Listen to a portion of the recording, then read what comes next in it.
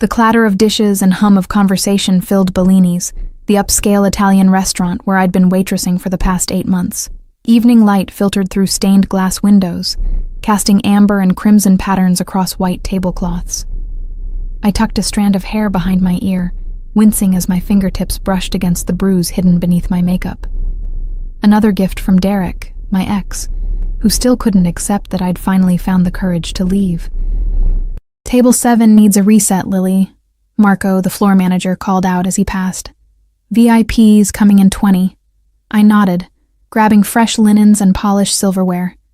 8-hour shifts on 5-inch heels had become my reality since moving to this city with nothing but a duffel bag and fading bruises. The tips were good at Bellini's, though. Enough to cover rent for my studio apartment and hopefully, someday, community college tuition. I was arranging the final water glass when Marco returned, his normally confident demeanor replaced with something I'd never seen before. Fear. "Listen carefully," he whispered, straightening my already straight collar. "Mr. Russo is coming, with his daughter." The restaurant seemed to inhale collectively at the name. Vincent Russo. Everyone in the city knew who he was, even if the papers never directly called him what he was. The head of the most powerful crime family in the Northeast. Law enforcement couldn't touch him. Witnesses disappeared. Politicians dined at his table. His name was both whispered and avoided. "Remember," Marco continued, "perfect service. Invisible service. Don't make eye contact with him. Don't speak unless spoken to. And whatever you do," he paused, "don't stare at his daughter." Before I could ask why, the front doors opened. The maitre d' didn't even check reservations, instead bowing slightly as 4 men entered. 3 wore identical black suits, with telltale bulges beneath their jackets. Their eyes scanned the room methodically, communicating with subtle nods before one stepped back toward the door, and 2 positioned themselves near the windows. Then he entered. Vincent Russo was not what I expected. No flashy jewelry or loud voice. He wore a tailored charcoal suit that probably cost more than my annual salary, his salt and pepper hair perfectly trimmed. His face bore the lines of someone in his 50s, who carried immense weight on his shoulders. But it was his eyes that caught me, dark, intelligent, and completely devoid of warmth. Behind him, partially hidden in his shadow, was a girl. She couldn't have been more than 16 or 17. Delicate like a porcelain doll with long, raven-black hair that cascaded down her back. She wore a modest navy dress that somehow made her look even younger, but what struck me most was her expression, or rather the lack of one. Her face was completely blank, eyes downcast, moving exactly 5 steps behind her father like a programmed robot. "Welcome, Mr. Russo," the maitre d' gushed, leading them directly to table 7, my table. The restaurant's atmosphere transformed instantly. Conversations halted mid-sentence. A woman at table 4 subtly shifted her chair to face away. A businessman in the corner suddenly needed to take a call outside.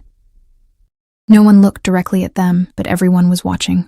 I approached with practiced grace, setting down menus and pouring water with my gaze respectfully lowered. "Good evening, sir. Miss. My name is Lily, and I'll be taking care of you tonight."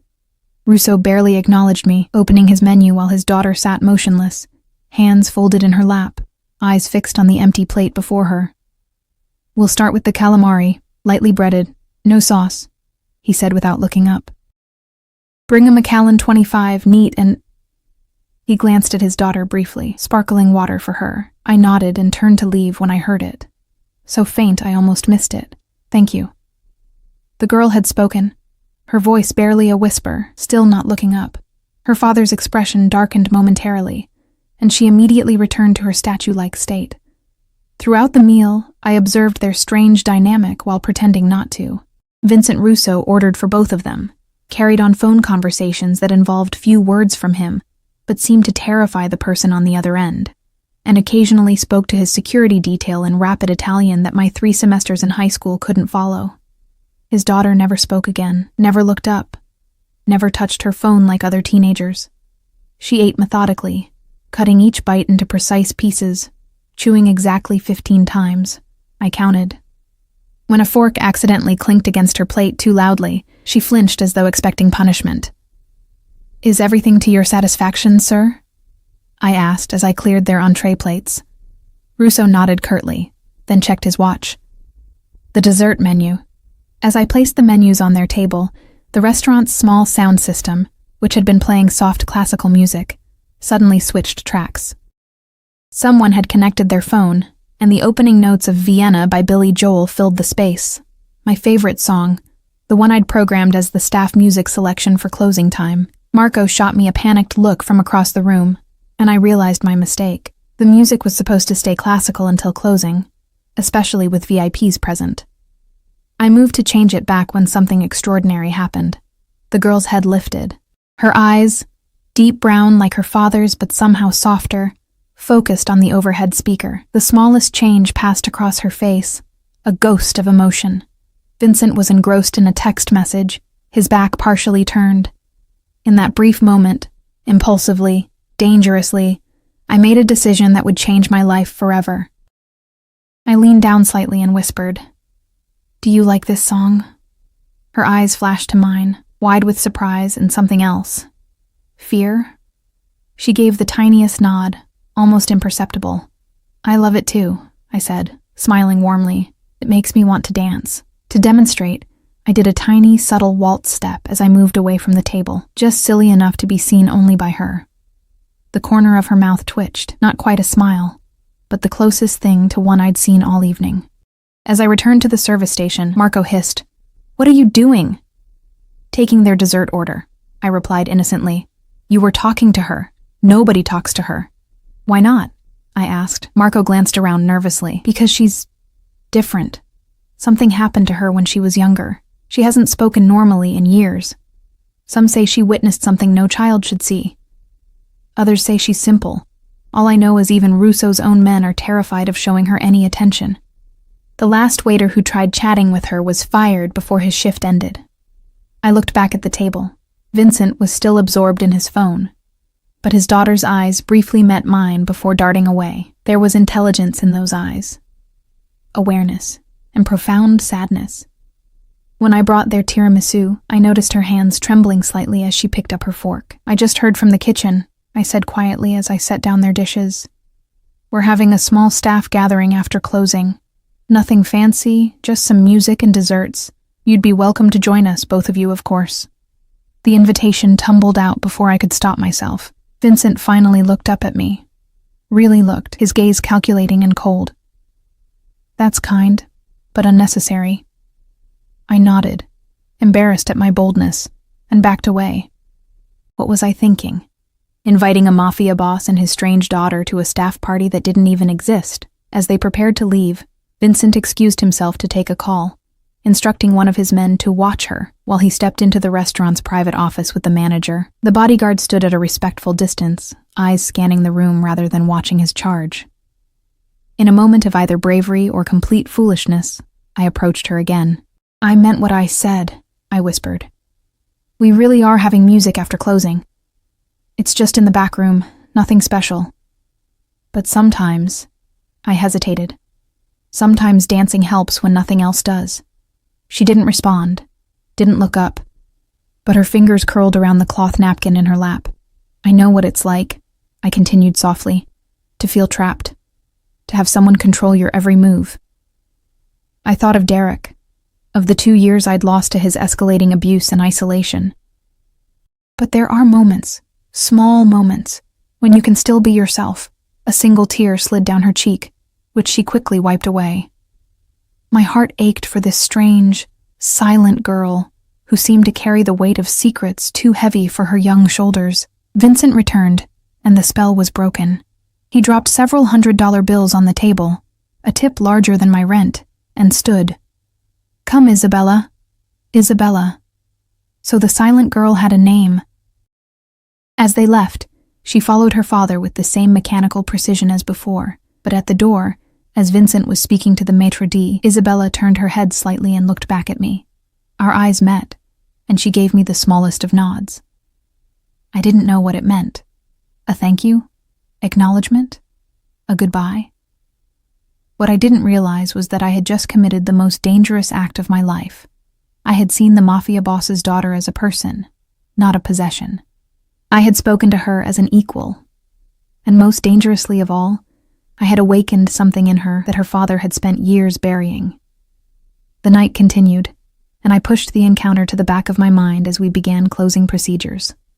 Most of the staff had left when I entered the small break room where we sometimes gathered after particularly grueling shifts.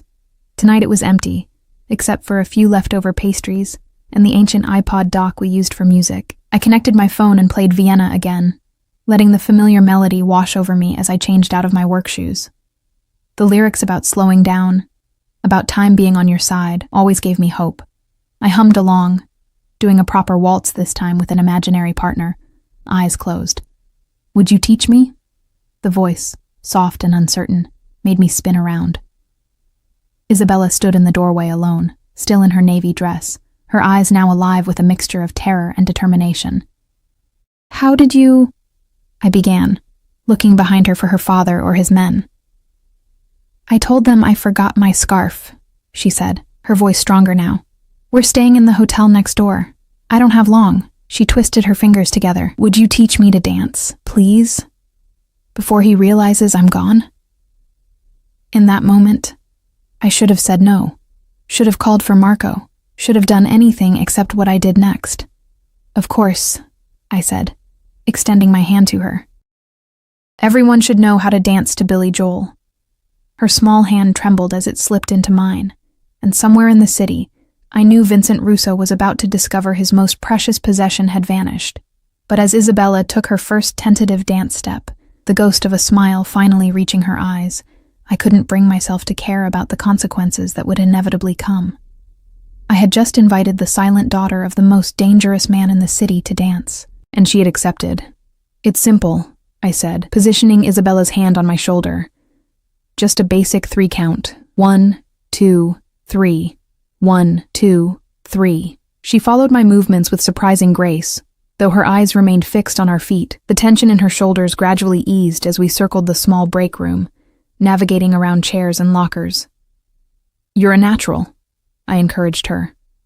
A flush of color touched her pale cheeks. "My mother used to dance," she said, her voice gaining confidence with each word. Before. Before what? I wondered, but didn't ask. The way she said it, before, carried the weight of a dividing line in her life, a demarcation between whatever normal had once existed and the silent world she now inhabited. As the song ended, Isabella stepped back, brushing a strand of hair from her face with a gesture that suddenly seemed too practiced, too adult for a teenager. "Why did you invite me?" she asked, her dark eyes searching mine. "Everyone else, they look away."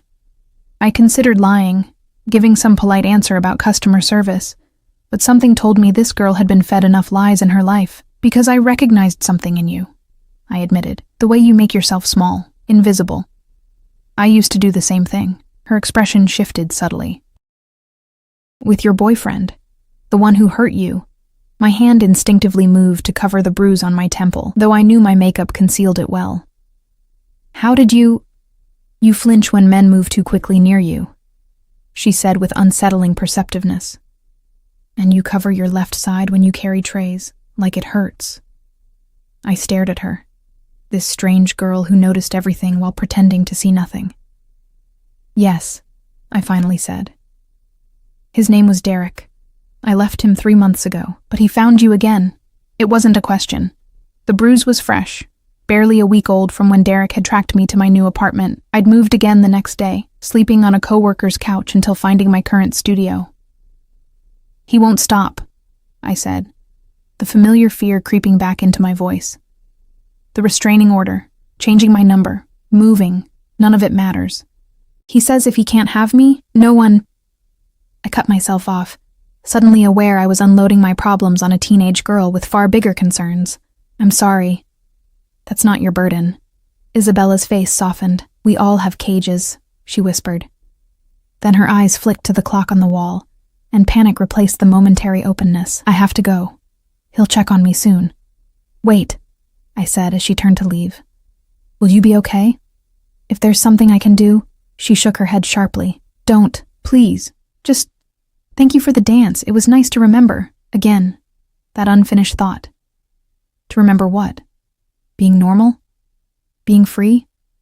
"My name is Lily. I offered, realizing I'd never properly introduced myself. I know, she said with the ghost of a smile.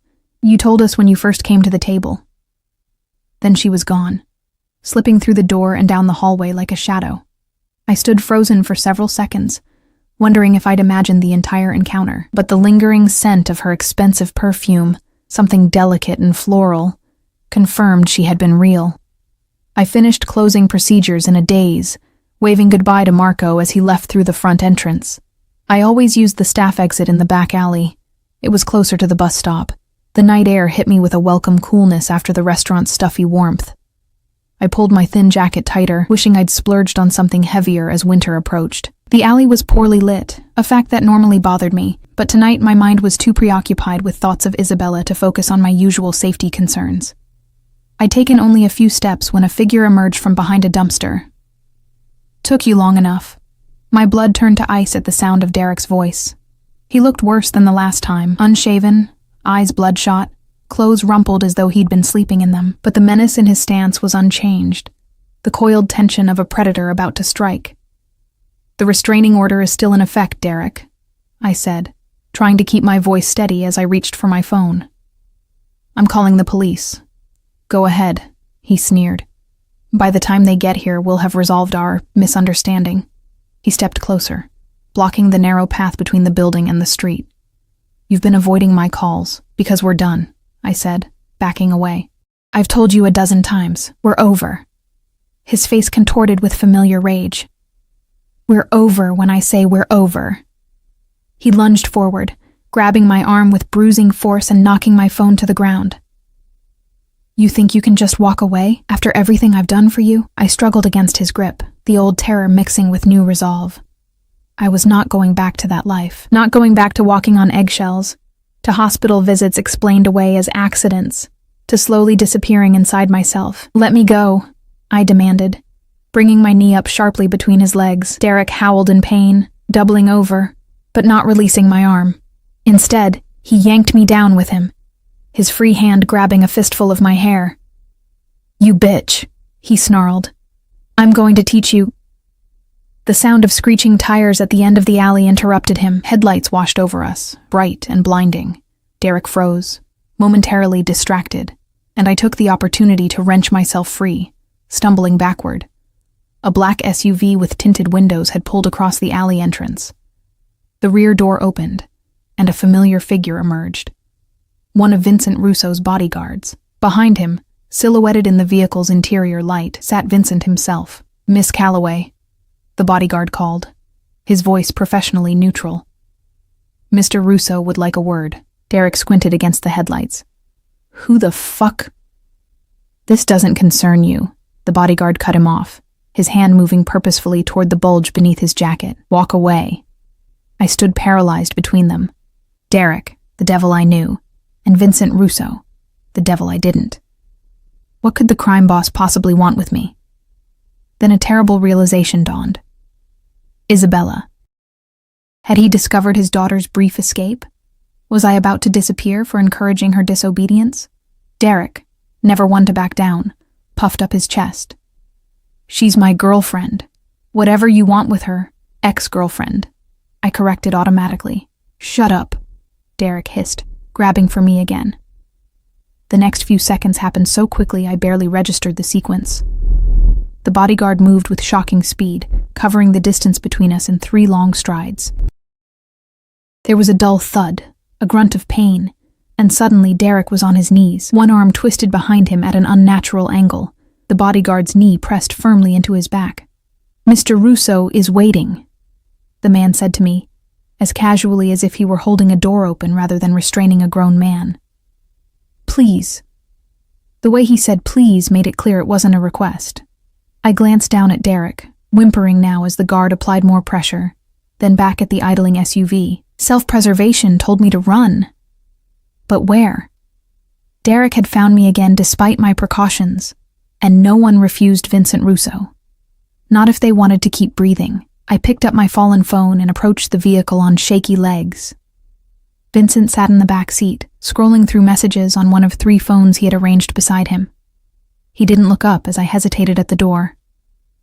Get in, Miss Calloway, he said, his voice surprisingly soft but no less commanding for it. I slid onto the leather seat, my waitress uniform feeling suddenly shabby next to his impeccable suit. The door closed behind me with a heavy thud that sounded like finality. "Your ex-boyfriend," Vincent observed, still not looking at me. "He's persistent." It wasn't a question, but I answered anyway. "Yes." "Men like that don't stop until they're made to stop." He finally raised his eyes to mine, dark and unreadable. "Do you understand what I'm saying?" A chill ran down my spine. "I don't want him hurt. I just want him to leave me alone." Vincent's expression didn't change.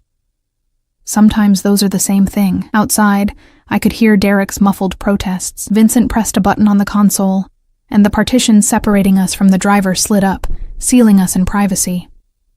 "My daughter returned to our suite 13 minutes late this evening," he said, changing subjects with unsettling abruptness. When questioned, she claimed she had forgotten her scarf in the restaurant. My heart hammered against my ribs. I said nothing, unsure if he was expecting confirmation or denial. "Isabella doesn't lie," he continued. "She hasn't spoken more than 5 words together in 8 years, yet tonight, she not only constructed a complete sentence, but maintained eye contact while delivering it." His gaze intensified. You can imagine my surprise. I swallowed hard. "She seems like a sweet girl." "She is not a girl. She is my daughter." The distinction in his tone was subtle but unmistakable. Property, not person. "And you did something to her tonight. Something that made her—" He seemed to search for the right word. "Present, in a way she hasn't been in years." Was that accusation in his voice or curiosity? I couldn't tell, and my life might depend on the difference. "We just talked a little," I admitted, deciding honesty was safer than being caught in a lie. "About music. And dancing." "Dancing," he repeated flatly. "Yes, she seemed to like the Billy Joel song that was playing." Something flickered across Vincent's face. Recognition. Perhaps even pain. It disappeared so quickly I thought I might have imagined it. "Isabella's mother enjoyed dancing," he said after a long pause. "Before her accident." There it was again. Before. The same dividing line Isabella had referenced. Vincent studied me with clinical detachment. "You've been at Bellini's for 8 months.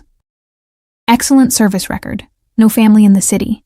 Art history major who dropped out of Columbia due to financial difficulties." He recited these facts about my life with disturbing accuracy.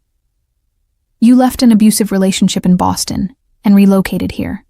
Changed your name from Lillian Calloway to Lily Foster, though clearly not thoroughly enough, since your ex found you anyway." My mouth went dry. He'd had me investigated in the hours since dinner?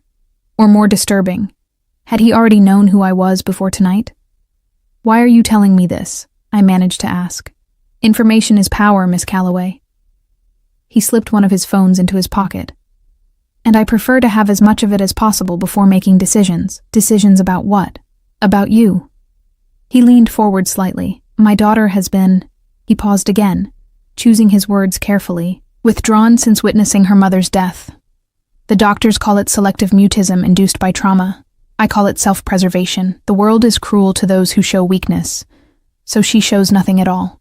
I thought of Isabella's blank expression, her downcast eyes, the perfect stillness with which she moved through the world, invisible by design. "Yet tonight," Vincent continued, "she spoke to you, sought you out. Why?" The question hung between us, loaded with implications. I sensed that my answer would determine far more than this conversation. "Maybe she just wanted someone to see her," I said quietly. "Not as Vincent Russo's daughter, just as Isabella." His eyes narrowed fractionally. "And is that what you did? Saw her?" "Yes." "And what did you see exactly?" I chose my next words carefully. "Someone intelligent, observant, trapped in a life she didn't choose." I hesitated, then added, "Someone who misses dancing to Billy Joel." Vincent was silent for so long I began to wonder if I'd signed my own death warrant. When he finally spoke, his voice had lost some of its edge. "Isabella will be returning to Bellini's tomorrow evening. She has expressed, in her limited way, a desire for you to be her server again." I blinked in surprise. "Of course. I'd be happy to." This is not a request for good service, Miss Calloway. This is a job offer. I don't understand. My daughter needs a companion, someone who can draw her out, as you seem capable of doing. You will continue your employment at Bellini's, but you will also make yourself available when Isabella visits. You will engage her, encourage her to speak, to interact, to return to the world, as it were. I stared at him. You want me to be friends with your daughter? I want you to be whatever she needs to become functional again, he corrected. The compensation will be significant. Enough to resume your education, should you wish. Enough to ensure that men like the one currently bleeding on the pavement never trouble you again. It sounded too good to be true, which meant it probably was. And if I refuse? The temperature in the car seemed to drop 10 degrees. Refusing is unwise, Miss Calloway. But you are free to do so, and free to face the consequences of that choice. The threat was unmistakable, despite his pleasant tone. What exactly would I have to do? I asked, playing for time while my mind raced through options. Exactly what you did tonight. Treat her normally, speak to her, and report back to me on her progress. Spy on her, he meant. Become the one person who treated Isabella like a human being, only to betray her confidence to her controlling father. I don't think. Consider carefully before you answer, Vincent interrupted. This arrangement would be beneficial for both of you. Protection for you. Normality for her. His gaze hardened. And I always ensure my family's needs are met, by whatever means necessary. Outside the car, I heard Derek cry out again. The sound choked off abruptly. Vincent didn't even blink. Do we have an understanding, Miss Calloway? In that moment, I realized I'd merely traded one cage for another. Derek's had been built with fists and fear. Vincent's was constructed of wealth and power. But a cage was still a cage. Yet somewhere in this twisted offer was Isabella, a girl who had found enough courage to seek out a dance, to reclaim some small piece of herself. Could I really turn my back on her? Yes, I said finally, the word tasting like surrender on my tongue. We have an understanding. Vincent nodded once, satisfied. Excellent. My associate will ensure you reach home safely tonight. We'll discuss the details of our arrangement tomorrow. The door beside me opened as if on cue. The night air rushed in, carrying with it the faint metallic scent of blood. I didn't look back as I stepped out, didn't seek Derek in the shadows. Some things were better left unseen. As the SUV pulled away, I stood alone in the alley, the weight of my decision settling over me like a shroud. I had just made a deal with a man who could have people disappeared with a phone call. All to help his silent daughter remember how to dance. And somewhere in the luxury hotel next door, that daughter was waiting, perhaps staring out at the city lights, remembering the feeling of movement, of music, of momentary freedom. Tomorrow, I would see her again. Tomorrow, our strange, dangerous dance would truly begin. Sleep eluded me that night. I tossed in my narrow bed, replaying the evening's events like a fever dream. Isabella's hesitant smile as she learned to waltz, Derek's rage in the alley, Vincent Russo's impossible offer. By morning, dark circles shadowed my eyes, a testament to the weight of my new arrangement. My apartment felt different somehow, as if Vincent's knowledge of it had contaminated the space. I moved through my morning routine mechanically, jumping at every sound from the hallway. Twice I checked my phone, half expecting instructions from an unknown number, but there was nothing. At Bellini's, Marco greeted me with unusual deference. Mr. Russo called the owner this morning, he said, voice hushed. You've been assigned exclusively to his table whenever he dines with us. Permanently. Word traveled fast in the restaurant. By afternoon, my co-workers were treating me with a mixture of envy and suspicion. Jennifer from the bar cornered me in the supply closet. What did you do to get special treatment? She demanded. Nobody gets assigned to Russo, I shrugged, arranging wine glasses on my tray. Good service, I guess. Bullshit, she hissed. People don't get promoted for good service in this town. They get promoted for keeping their mouths shut about what they see and hear. Her implication was clear. She thought I'd witnessed something illegal and was being paid for my silence. If only it were that simple. The restaurant filled quickly that evening, the usual mix of business dinners and wealthy locals. I moved between tables with practiced efficiency, though my attention remained fixed on the entrance, anticipating the arrival of the Russo party. They came at precisely 7, the same security detail scanning the room before Vincent entered. Isabella followed, still 5 steps behind, still with downcast eyes, but tonight she wore a deep burgundy dress, her hair arranged in a sophisticated twist rather than falling loose. It was a subtle change, but a deliberate one. She'd made an effort. For me, the thought was as terrifying as it was flattering. I approached their table with an outward calm that belied my racing heart. "Good evening, Mr. Russo, Isabella. Lovely to see you both again." Vincent nodded curtly, but Isabella's eyes flickered up to mine for the briefest moment. There was recognition there, and something else. Anticipation. "We'll have the same as yesterday to start," Vincent said, already checking one of his phones. "And bring the wine list." As I turned to leave, Isabella's soft voice stopped me. Could I see a menu, please?" The request was so ordinary, yet so unexpected that Vincent actually looked up from his device, surprise evident in his expression, before he schooled it back to neutrality. "Of course," I said, handing her the leather-bound menu I'd been about to take back to the station. Our fingers brushed in the exchange, and she didn't flinch away. When I returned with their drinks, Isabella had placed the menu flat on the table and was pointing to an item, speaking to her father in a voice too low for me to hear. Vincent listened with an expression I couldn't quite read, something between confusion and cautious hope. "We'll have the calamari," he told me. "And my daughter would like the mushroom risotto instead of the usual." "Excellent choice," I said, directing my words to Isabella. "It's one of my favorites." She rewarded me with the ghost of a smile.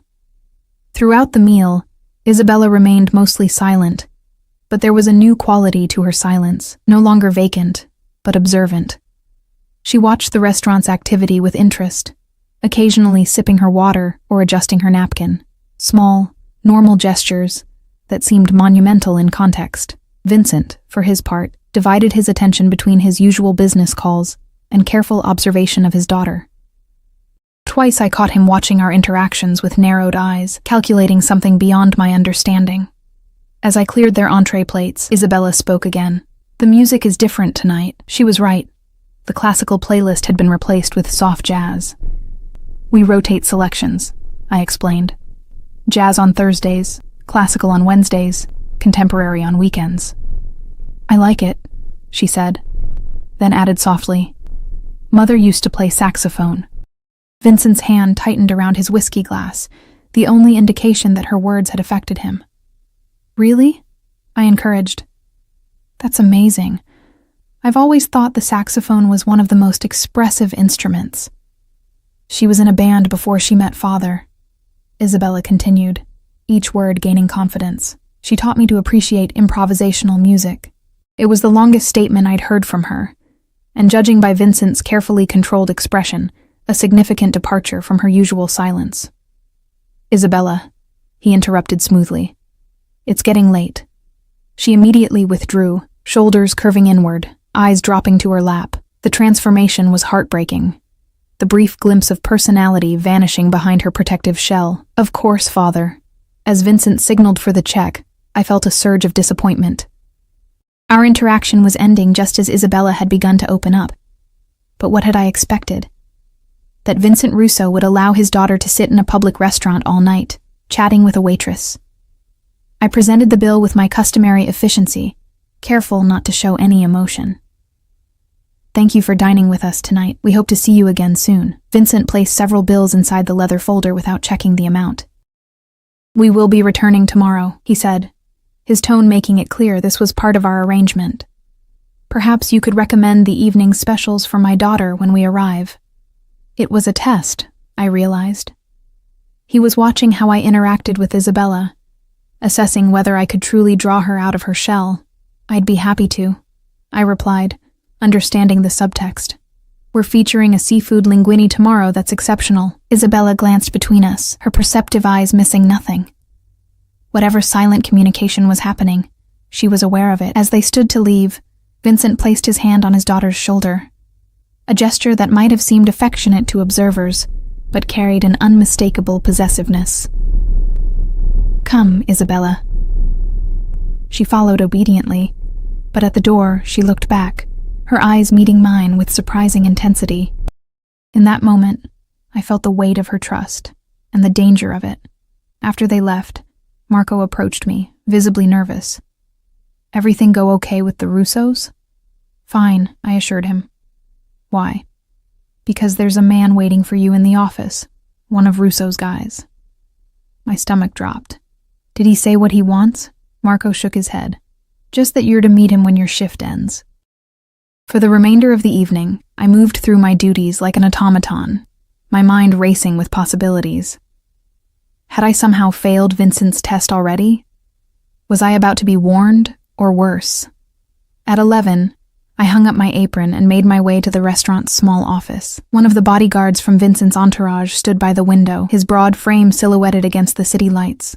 I recognized him as the one who had subdued Derek the night before. "Miss Calloway," he acknowledged, turning to face me. "Mr. Russo sent this for you." He handed me a small envelope, heavy cream paper sealed with actual wax. Inside was a business card with an address embossed in gold, a handwritten note on the back, "Tomorrow, 3 p.m.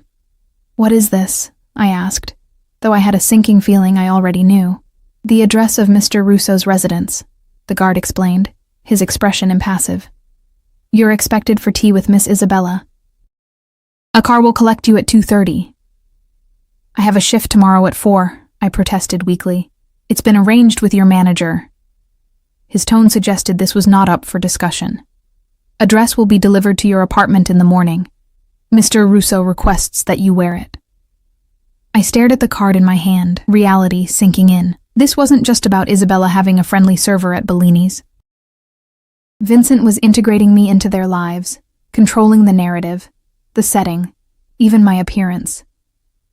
"And if I don't show up?" I asked, though I knew the answer. The guard's expression didn't change. "That would disappoint Miss Isabella." The threat was clear in its absence. I nodded, slipping the card into my pocket. "Tell Mr. Russo I'll be ready at 2:30. As the guard left, I sank into the office chair, the full weight of my situation crushing down. I had agreed to help a traumatized girl find her voice again, but at what cost? Vincent Russo now controlled my schedule, my workplace, even my clothing. The line between savior and jailer had never seemed so thin, and somewhere in the middle of this dangerous game was Isabella, a girl whose silence had protected her, whose voice might now endanger us both. Tomorrow, I would enter the lion's den willingly. Tomorrow, I would see exactly what kind of prison Isabella called home. And perhaps, I would begin to understand why she had chosen silence for so long. True to his word, a package arrived at my apartment the next morning. Inside lay a dress of dove gray silk, simple yet elegant, with a price tag I deliberately avoided examining. It fit perfectly, an unsettling reminder that Vincent knew far more about me than I was comfortable with. At precisely 2:30, a black town car idled outside my building. The driver, another stone-faced man in Vincent's employ, opened the door without a word.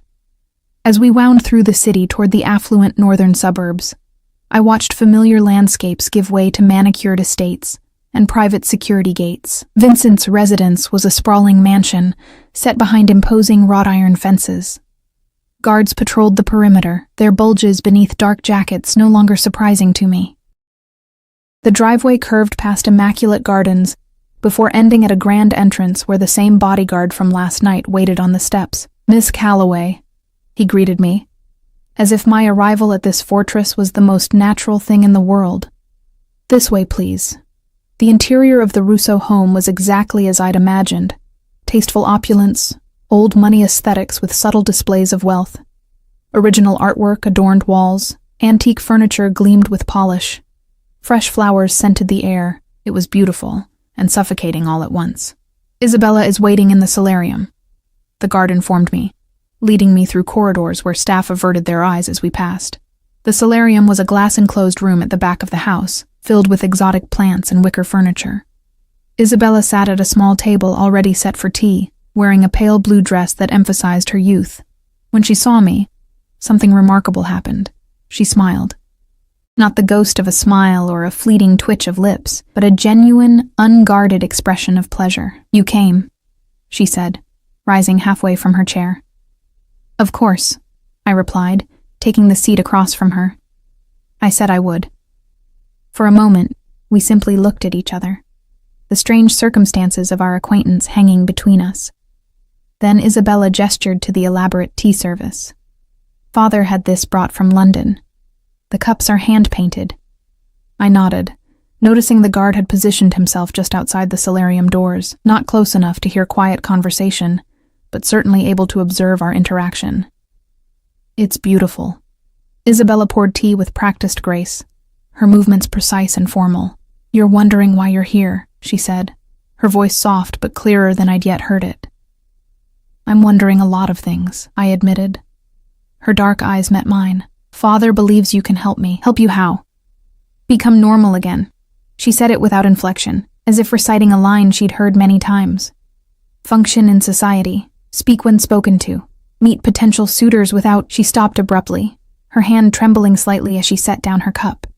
"Without what, Isabella?" "Without seeing it happen again," she whispered. And for an instant, raw pain flashed across her features. I wanted to reach for her hand, but sensed such a gesture might shatter whatever fragile trust was building between us. Instead, I asked gently, "What happened to your mother, Isabella?" She looked toward the guard, then back at me, her voice dropping even lower. "Not here. Too many ears." I understood then. Even in her father's house, perhaps especially in her father's house, Isabella felt watched, controlled. Whatever had traumatized her into years of silence was something she still couldn't speak freely about. We shifted to safer topics. I told her about my studies at Columbia, my love of art history, the small gallery where I'd interned before dropping out. She listened with genuine interest, asking thoughtful questions that revealed an intelligence kept carefully hidden from the world. "Father says you'll continue at Bellini's," she said eventually, "but also spend time with me, like a companion." So Vincent had already informed her of our arrangement. I wondered how much he'd revealed about the threats underlying it. "Would you like that?" I asked. She traced the pattern on her teacup with one slender finger. "I haven't had a friend in 8 years." The simple statement broke my heart. What kind of life had this girl been living, surrounded by wealth and power but utterly isolated? "Well, you have one now," I said with more confidence than I felt. Isabella's expression softened. "Father doesn't allow friends. He says people only want to use our family name, our money, our influence." "I don't want any of those things," I told her honestly. "I know." She smiled again, smaller but no less genuine. "That's why he's so confused by you." Before I could ask what she meant, the solarium doors opened. Vincent entered, immaculate as always in a tailored suit, despite being in his own home on a Friday afternoon. "I see you two are getting acquainted," he observed, his gaze sweeping over the tea setting, the half-eaten pastries, the comfortable posture his daughter had gradually adopted during our conversation. Isabella immediately straightened, her expression closing. "Yes, father." "And how are you finding Miss Calloway's company?" he asked, the question casual but his eyes sharp. "Very pleasant," Isabella replied formally. Vincent nodded, satisfied, then turned to me. "A word in private, if you don't mind, Miss Calloway." It wasn't a request. I followed him from the solarium into an adjacent study, book-lined and masculine, with the faint scent of expensive cigars. He closed the door and gestured to a leather armchair. "My daughter has spoken more in the past 48 hours than in the past year," he said without preamble. "Whatever effect you have on her, it's working." I shifted uncomfortably under his scrutiny. "She's intelligent and observant. She just needs someone to listen. Is that what you think?" A hint of amusement colored his tone. "That all these specialists, therapists, and doctors simply failed to listen?" "I didn't mean—" "I know what you meant," he interrupted. "And strangely, I don't disagree. Isabella responds to you in a way she hasn't to anyone else." He moved to a sideboard and poured amber liquid from a crystal decanter. "Which brings me to our arrangement." Here it was, the other shoe about to drop. "You will visit this house 3 times weekly. You will continue working at Bellini's, where Isabella will dine twice weekly. Your primary responsibility is to encourage her continued progress." He sipped his drink thoughtfully. "In return, You'll receive $10,000 monthly, deposited to an account I've established in your name." I nearly choked. $10,000 a month, that was more than triple my current income. Enough to re-enroll at Columbia, to finish my degree, to start the life I'd put on hold when Derek had systematically isolated me from my support system and drained my savings. "Additionally," Vincent continued, "your ex-boyfriend has been dealt with." A cold feeling washed over me. "What does that mean? What did you do to him?" "Nothing permanent," Vincent replied dismissively. "A conversation about consequences. A one-way ticket to Seattle. A clear understanding that returning to this city would be inadvisable." Relief mingled with unease. Derek was gone, but the casual way Vincent had arranged it reminded me exactly who I was dealing with. "There's one more condition," Vincent said, setting down his glass. "What Isabella tells you stays between the two of you. But what you observe, changes in her behavior, topics that upset her, names she mentions, those you report directly to me." The request confirmed my earlier suspicion. I wasn't just being hired as Isabella's companion. I was meant to be Vincent's spy. "You want me to betray her confidence," I said, unable to keep the distaste from my voice. Vincent's expression hardened. "I want to help my daughter. Information helps me do that. Or control her," I countered, then immediately regretted my boldness. To my surprise, Vincent didn't react with anger. Instead, he studied me with renewed interest. "You're protective of her already. Good. That serves my purposes as well. What exactly do you want from Isabella?" I asked. "What does normal mean to you?" "I want her to function in society," he said, echoing the phrase Isabella had used. "To attend university next year, to eventually take her place in the family business. As a Mafia princess?" The words slipped out before I could stop them. Vincent's eyes flashed dangerously. "Be very careful, Miss Calloway. Our arrangement includes considerable latitude for you, but it is not unlimited." I swallowed hard. "I apologize. My business interests are diverse and legitimate," he said coldly. "What you may have heard or read is largely exaggeration and competing interests attempting to undermine my family's position." We both knew he was lying, but I nodded anyway. "Now," he continued, "do you accept the terms of our arrangement, or shall I find someone else to assist Isabella?" The threat was clear. If I refused, I would be cut out of Isabella's life completely. And after seeing how she responded to me, how desperately she needed someone to simply see her as a person rather than a possession, I couldn't bear the thought of abandoning her. "I accept," I said quietly. Vincent nodded, satisfied. "Excellent. Your first official day will be Monday. The car will collect you at the same time." He opened the study door. Our meeting clearly concluded. As I followed him back to the solarium, I caught sight of Isabella through the glass, sitting perfectly still, eyes downcast once more, the brief animation of our private conversation completely erased. The moment her father entered, she transformed back into the silent doll I'd first observed at Bellini's. It was a performance, I realized.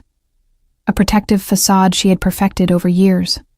But now, I had seen beneath it, had glimpsed the real Isabella, trapped behind walls of trauma and control. And somehow, I had to help her find her voice without getting us both destroyed in the process. The weeks that followed settled into a strange rhythm. 3 afternoons at the Russo mansion, 2 evenings at Bellini's, and the gradual awakening of a girl who had been silenced for too long. With each visit, Isabella revealed more of herself, her love of astronomy, her bedroom ceiling mapped with constellations, her talent for sketching, hidden portfolios filled with haunting landscapes, her secret collection of classic rock albums, a rebellion so small it broke my heart.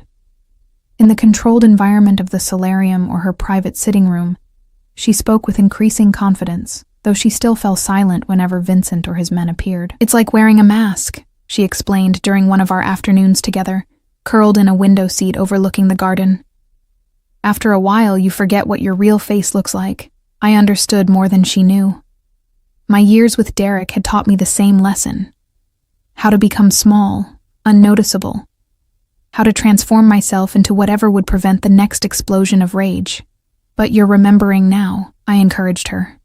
Isabella smiled, a gesture that came more easily with each passing day. "Because of you. You remind me of her, my mother.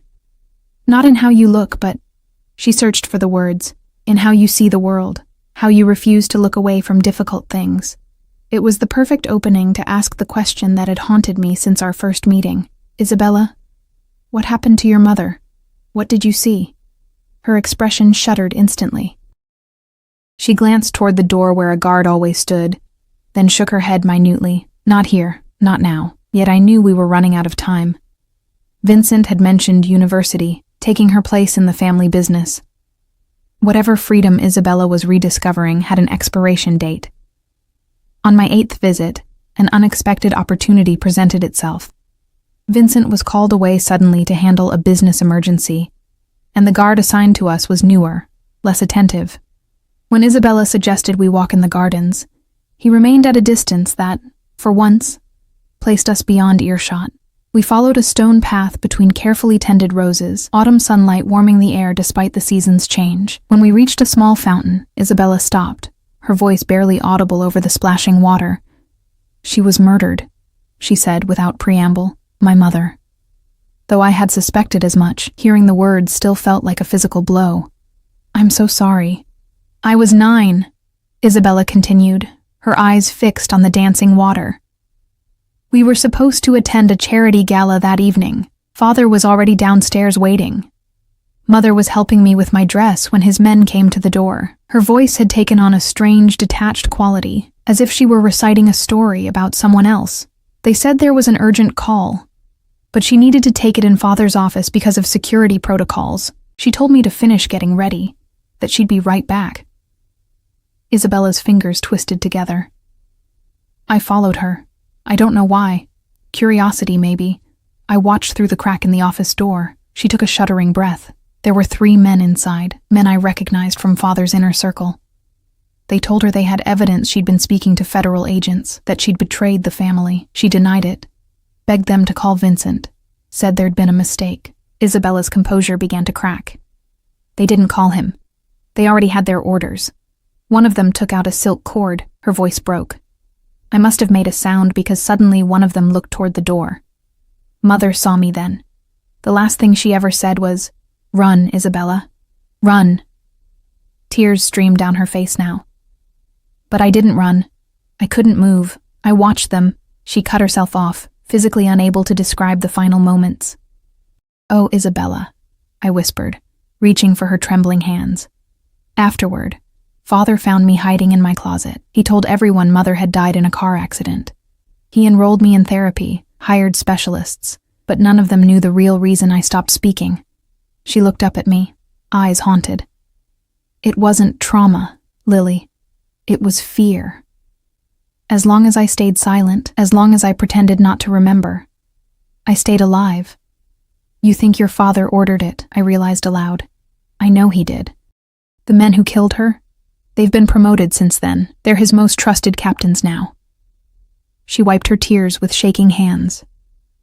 For years, I convinced myself I was wrong, that Father couldn't have ordered it. But I've heard things over the years. Mother was talking to the FBI, building a case. She wanted to take me and leave, to get us out before I was old enough to be pulled into the family business. The garden suddenly felt dangerous, exposed. I glanced toward the guard, still maintaining his distance but watching us carefully. "Why are you telling me this now?" I asked. "Because I'm 18 next month," Isabella whispered. "Legal age. Father has already arranged for me to start at NYU in January, with a security team that will report my every move. Then an internship at one of his companies. Then marriage to the son of another family, to cement an alliance." Her eyes met mine, filled with desperate determination. "I need to get out, Lily, like Mother tried to do. I need your help." My blood ran cold. "Isabella, if what you're saying is true, your father wouldn't hesitate to kill me?" "I know." She gripped my hands tighter. "But I can't live like this anymore. Being around you, remembering what it feels like to speak, to choose, to just be a person. I can't go back to being his silent doll." "What exactly are you asking me to do?" I whispered, though I already knew, already felt the impossible weight of her request. "Help me disappear," she said simply. "You did it once, changing your name, starting over. Help me do the same." Before I could respond, The guard began walking toward us, our time alone clearly at an end. Isabella pulled away, arranging her features into the blank mask I now recognized as her protection. That night, I barely slept. Isabella's story played on repeat in my mind, along with all the ways helping her could end in both our deaths. Vincent Russo had men everywhere, resources beyond imagination. If he had his own wife killed for attempting to leave, what would he do to the waitress who helped his daughter escape?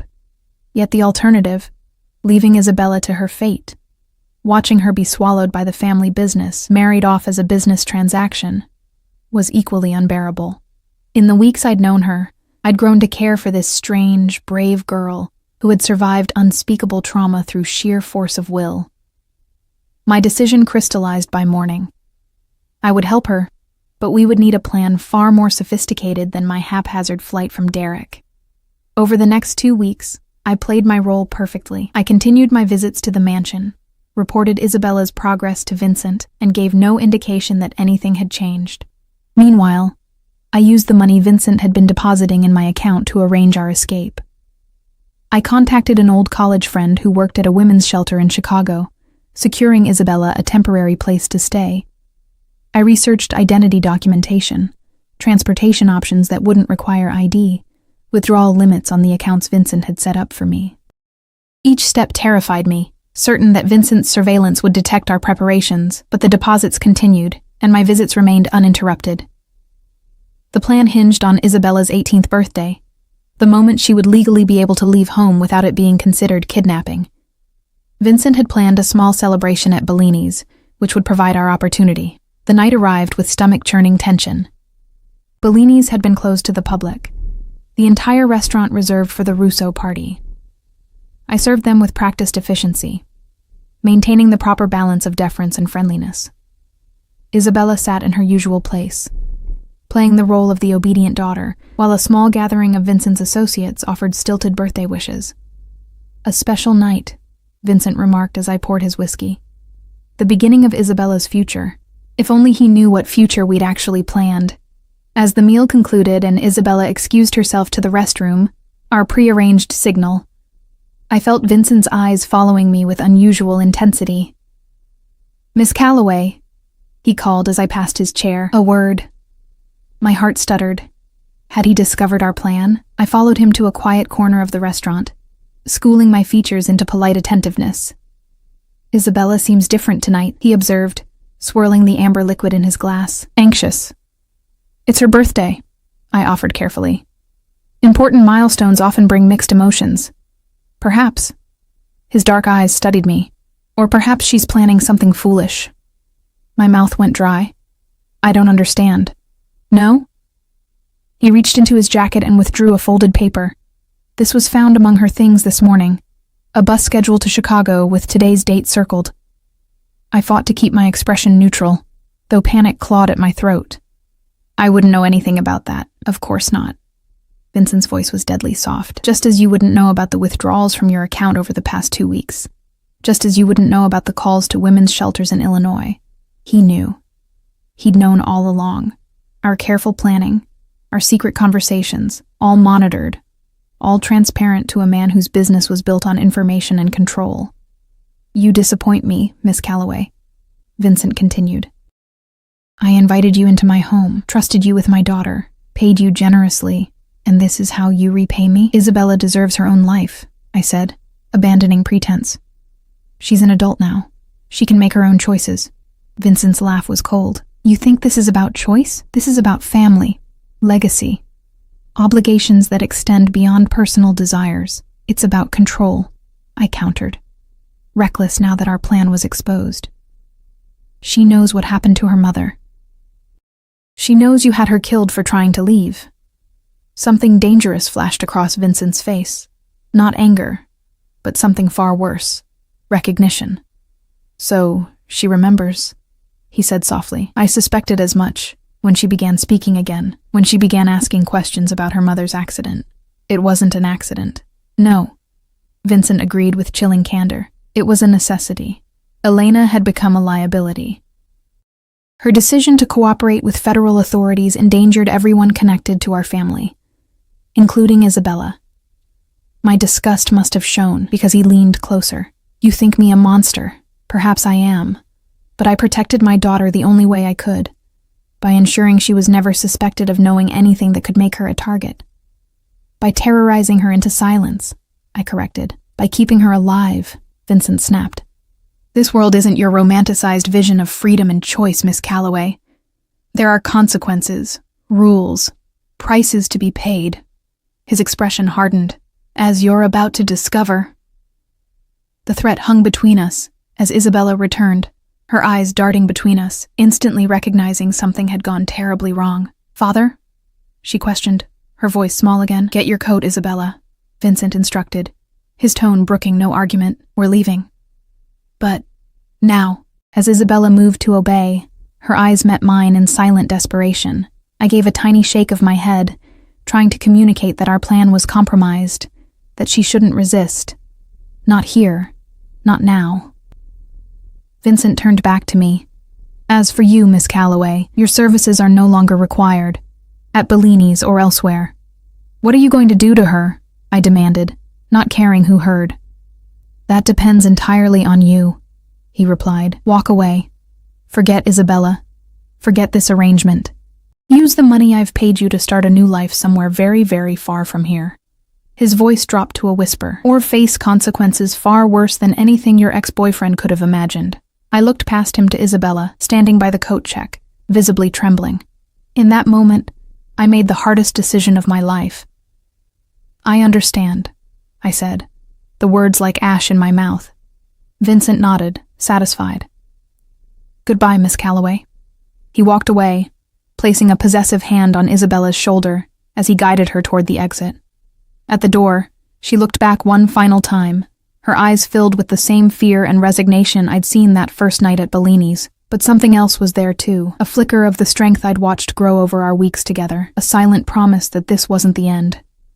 I held her gaze for one precious second, before Vincent ushered her into the night. 3 days later, I received a package at my apartment, a first-class plane ticket to Paris, and admission papers to an art history program at the Sorbonne. The note attached read simply, a final payment. Use it wisely. That night, as I packed my belongings, my phone chimed with a text from an unknown number. She dances in Vienna. Remember. It was enough. The code we had created during one of our afternoons listening to Billy Joel. Isabella was telling me she had found another way out. Her own way. I smiled through my tears, deleting the message immediately. Slow down, you crazy child, I whispered, recalling the lyrics that had first connected us. Take the phone off the hook and disappear for a while. Somewhere in the vast city, Isabella was finally taking those words to heart. And somewhere in the future, when the dust had settled and Vincent's vigilance had eased, we would dance again. But for now, we would both do what we had learned to do so well. Disappear, rebuild, survive, and someday, truly live.